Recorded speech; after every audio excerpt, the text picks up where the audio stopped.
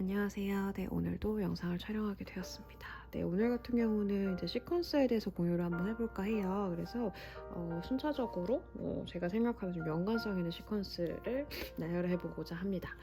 이 전의 영상 중에 제가 포포인트, 내발기기 자세에 대해서 좀 짚어서 했던 영상이 있어요. 그거를 좀 연장으로 해서 포포인트를 시작으로서 동작에 들어가는 거를 좀 공유하고자 합니다.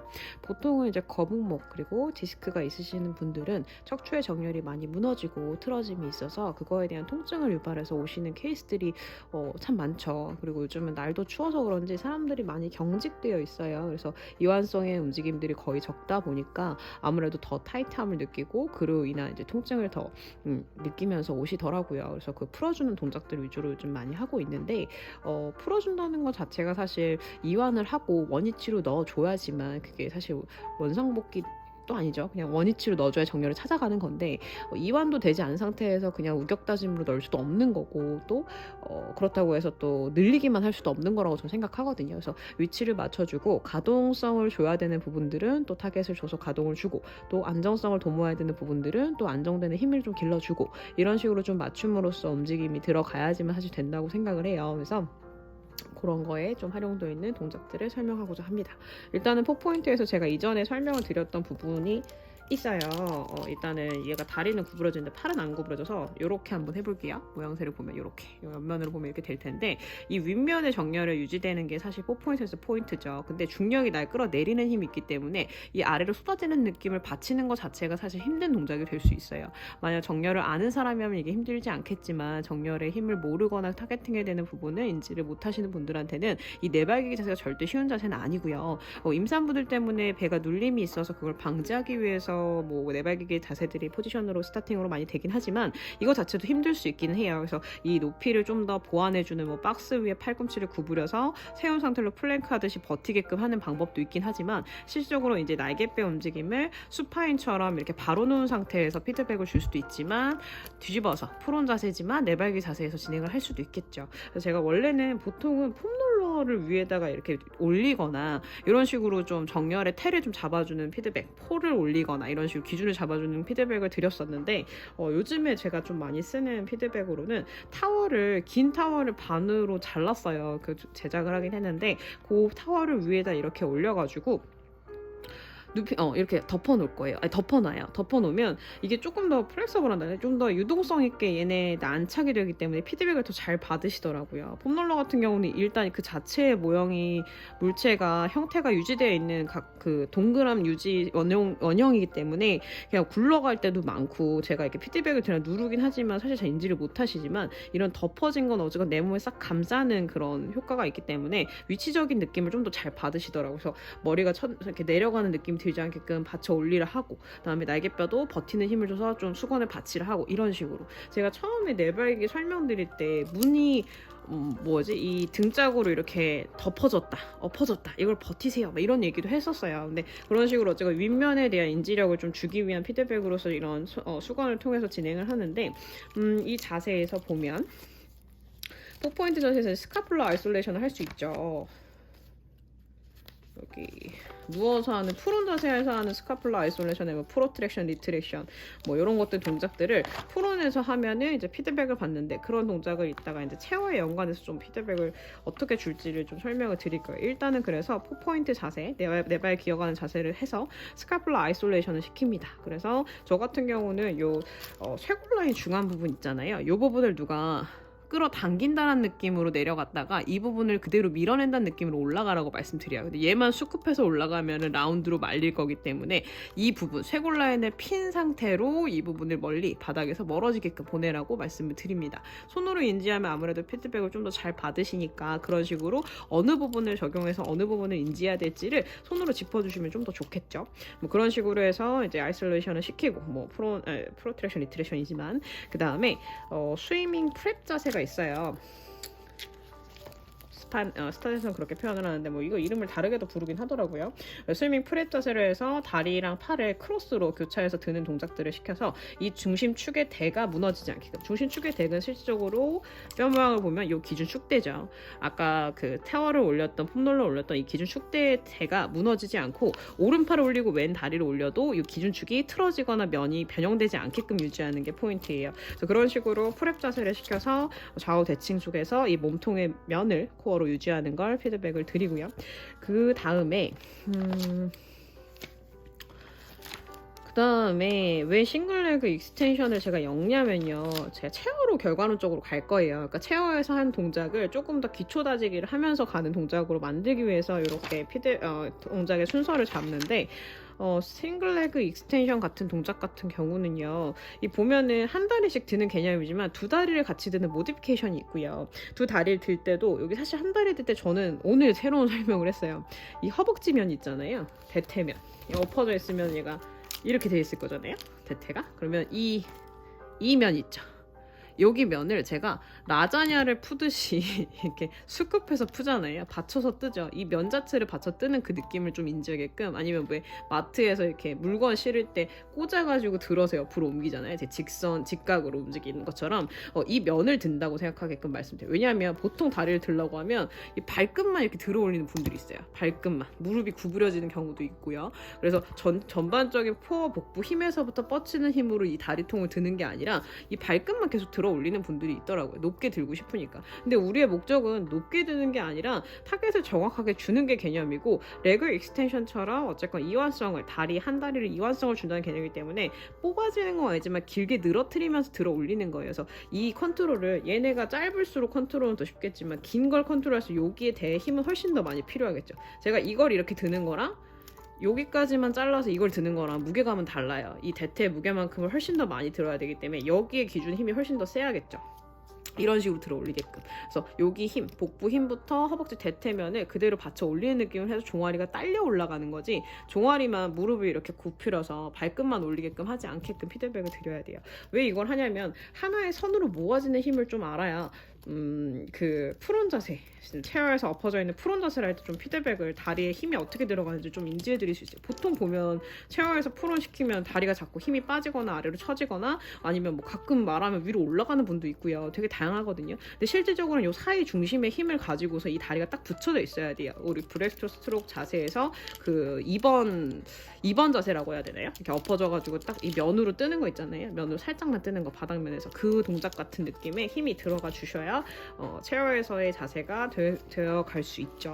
그래서 뭐 브레스트 스트로크의 그런 자세도 세 번째 자세를 시켜도 좋고, 세 번째까지 안 해도 되겠다. 두 번째 자세 시켜도 좋고, 뭐 그런 식으로 좀 연관해서 진행한 다음에, 그 다음에 체어에서 엎드리기 전에, 프론을 하기 전에 뭘 또 저지시키냐면, 사실 체어가 이 모양을 보면 알겠지만 이렇게 엎어져 있는 자세를 할 때는요, 뭐 트라이셉스, 그러니까 삼두의 힘도 되게 많이 중요해요. 왜냐면 그 버티는 힘이 팔로만 버티는 건 아니지만 트라이셉스가 잘 고정돼 있고 정렬 안에 들어와 있어야지만 그 관절붐이라고 할 수 있는 팔꿈치라든지 어깨, 날개뼈의 안정성, 손목의 안정성이 보완이 될 수 있어요. 근데 트라이셉스가 안정성이 떨어지면 사실 허벅지랑 같은 역할을 하는 게 트라이셉스거든요. 쿼드랑 같은 역할이라고 보시면 될 것 같은데, 이 트라이셉스의 힘이 부족하다면 무릎에 연결을 못하는, 트라이셉스 그 쿼드의 힘이 부족하면, 허벅지의 힘이 부족하면 무릎의 안정성이 떨어지고, 여기가 다 다리에 받는 것처럼 팔도 똑같다는 거죠. 삼두의 힘으로 버티지 않고서는 이 무게를 버틸 수가 없어요. 일자의 무게를. 그래서 트라이셉스를 피드백을 주기 위해서 트라이셉스 프레스 스팅 자세를 시킵니다. 이게 제일 쉽거든요. 사실 트라이셉스 쓰는 동작들이 많긴 한데 저는 이렇게 앉아서 팔만 누르는 힘이 제일 쉽더라고요. 물론 스탠딩에서 허공에서 접었다 폈다, 뭐 아이솔레이션, 스카플라 아이솔레이션 할 수도 있지만 너무 어려우니까, 그거는 코어를 너무 많이 써야 되니까 이렇게 시팅으로 가장 편안하게 앉아서 트라이셉스를 피드백을 줍니다. 그래서 여기 펌핑하는 효과를 통해서, 여기 펌핑하는 효과를 통해서 이렇게 버티는 힘을 좀 인지를 한 다음에 엎어지게끔 해서 프론 자세를 시켰을 때, 이 자세, 팔 펴고 있는 자세가 나오셔야 돼요. 이거 자세가 나오려면 트라이셉스가 계속 사용이 되고 계셔야 되고, 당연히 이 멀어뜨리는 내 몸통에 토스에 힘도 들어가 있으셔야겠죠. 그래서 몸의 면을 버티는, 그래서 아까 했던 4포인트에서 스카플라 아이솔레이션이 연관이 되면서 트라이셉스 프레스 세팅이랑 같이 믹스가 되면 이 프론 자세를 유지할 수 있고요. 여기서 이제 아이솔레이션 자세가 들어가겠죠. 그래서 여기서도 뻗었다가 들어왔다가 하는 그 갑자기 생각났네. 앞으로 갔다 뒤로 갔다 이거 좀 생각나지? 프로트랙션, 리트랙션을 진행을 시킬 수 있고요. 뭐 그런 동작들을 통해서 등에 타겟되는 근육의 느낌을 아시는 거죠. 근데 어떤 분들은 등을 먼저 조여버려요. 이렇게 뭔가 얘를 꼬듯이, 예를 들면은 얘를 이렇게 꼬듯이, 꺾듯이 이런 식으로 꺾는 게 아니라 실적으로는 얘가 점차적으로 뒤로 밀리면서 얘네들이 점점 모아져서 조여지는 느낌이거든요. 과정이 있어야 돼요. 과정 없이, 플로어 없이 타겟만 주는 건 뭐라 그럴까? 흐름을 끊는 일이죠. 제가 설명한 것 중에 피아노 연주자가 연주회를 하는데 음계 하나가 틀렸다고 해서 끊고 다시 가는 건 오히려 더 뭔가 곡의 완성도가 떨어지죠. 하나가 틀려도 티가 안 나게 잘 자연스럽게 넘어가는 것처럼 곡의 완성도라는 거는 플로어가 끊기지 않습니다. 몸도 똑같아요. 저는 사실 예체능 자체가 다 연관이 있다고 생각이 들거든요. 특히 음악과 체육은 뭔가 몸의 리듬, 몸의 플로어 이런 것들이 같은 연관이라고 저는 생각을 하게 되더라고요. 정말 감성 충만으로 느끼는 거기 때문에 몸에 느끼는 것도. 그래서 그런 식으로 과정을 끊지 마시고요. 정정하려고 하지 마시고요. 그 과정을 내가 계속 느끼고자 하세요. 그래야지만 인지가 더 많이 될 거예요. 요거는 선생님들도 그렇게 하셔야 회원들도 그걸 좀 따라올 수 있어요. 정정했다고 틀렸어요. 다시. 혹은 다시 정정해서 다시 만들어내는 게 제가 아니라 한 번 틀리면 다음에 잘하면 되고 그 다음에 그대로 제대로 하면 돼요. 그거를 자꾸 끊어서 다시 그 상황을 정정시키고 다시 한다고 해서 그게 그렇게 되진 않는 것 같아요. 가장 크지 않은 범주를 다시 돌아와서 제대로 된 자세로 시키는 게 맞다고 저는 생각을 하지, 그 자세가 틀렸다 해서 멈추세요 이거보다는 그렇게 생각이 듭니다. 그래서 그렇게 시키는 게 좋을 것 같고요. 그리고 여기서 연결해서 아이솔레이션 한 다음에 원암 푸시 프론 자세가 있는데, 원암이 좀 보쌈으로 시켜요. 이쪽에 보면은 원암으로 시키긴 하지만 이 면을 이마 손으로 해서 버티고 한 팔로 접었다 폈다 하지만 두 팔로 푸시업 하듯이 왔다 갔다 움직이는 것도 트라이셉스 플러스 아이솔레이션을 했을 때 정렬 상태를 인지, 그거에 플러스 프론 자세 유지, 아까 했던 싱글 레그 익스텐션 자세처럼 하나의 선으로 다리에 힘을 연결해 있는 거까지 될 수 있다고 생각해요. 근데 사실 지금 생각해보니까 싱글 레그 익스텐션보다 브레스트 스트로크 자세가 더 좋을 수도 있을 것 같아요. 브레스트 스트로크 2번 자세가 더 좋을 수도 있을 것 같아요. 왜냐하면 그게 조금 더 연관이 될 것 같긴 하거든요. 어쨌건 엎어트린 자세에서 동작이 들어가는 거는 중요한데 하나의 선으로 연결하는 게 포인트다 보니까 조금 더 앞인가요? 여기 있네요. 여기서 이건 완전 풀 동작이고, 프랩 자세에서의 그거일 것 같아요. 앞에 있었구나. 프랩 여기. 그래서 요거 hands by hips랑 hands on the forehead, 이 동작 두 개가 조금 더 하나의 선 라인으로 두는 동작이 될 것 같네요. 그래서 이 자세를 좀 겸용해서 하면, 여기서 사실 팔만 앞으로 공간이 있다면 앞으로 냈을 때가 체어에서 있는 자세와 같잖아요. 근데 보면 이 면은 전반적인 몸을 다 받치고 있어요. 물론 이 자세를 할 땐 살짝 뜨긴 하지만 전반적인 몸에 지지대가 있는 거와 그냥 허공에서의 정말 이 면과의 차이는 어마무쌍하죠. 요만큼의 면과 이만큼의 면은 차이가 큽니다. 그래서 당연히 매트에서 동작이 들어간 다음에 기구로 가야지만 피드백을 또 잘 받겠죠. 어떤 분은 사실 어깨랑 손목 위치를 막 바꿔서 뒤로 자꾸 후방으로 빠지려고 해요. 앞으로 쏟아지니까. 이건 여기 잘렸구나.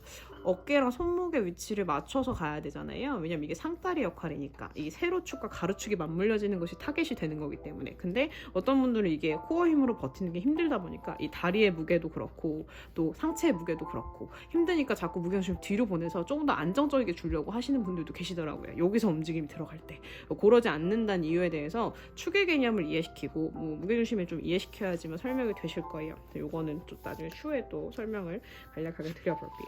그래서 일단 어떠한 동작이든 간에 기구로 갈 때 당연히 우리가 후반위에서 배우는 이유가 있겠죠. 캐딜락, 체어, 배럴 이런 거는 좀 뒤에서 배우잖아요. 보통은 매트 동작을 베이직으로 깔고 리포머 가고 이제 캐딜락 가고 그 다음에 이제 뒤로 가는 이유 이유는 이전에 제가 기구 설명했던 것처럼 면이 활용되는, 그리고 기존 축, 면을 활용으로 하는 움직임들이다 보니까 이 면이 좁아질수록 난이도는 올라가요. 그래서 그거를 처음부터 뭐 화려하고 좀 멋있는 동작을 시키기보다는 순차적으로 연관되어 있는 동작들을 연계해서 시키는 게 조금 더 시퀀스의 퀄리티가 높아질 거라고 저는 생각을 하고 이해도도 더 높아질 거라고 생각을 합니다. 그래서 동작들을 좀 많이 해보셔서 비슷한 근육을 쓰는 동작들을 엮어서 연계해서 시퀀스를 한번 짜보세요. 그러면 조금 더 재밌을 거예요. 날이 많이 추워서 저도 약간 감기 기운이 있어서 숨이 좀 차는데, 그래서 조금 영상도 좀 늦게 올리고 했는데 2002년 잘 마무리하시고요. 영상 봐주셔서 감사합니다. 그만할게요.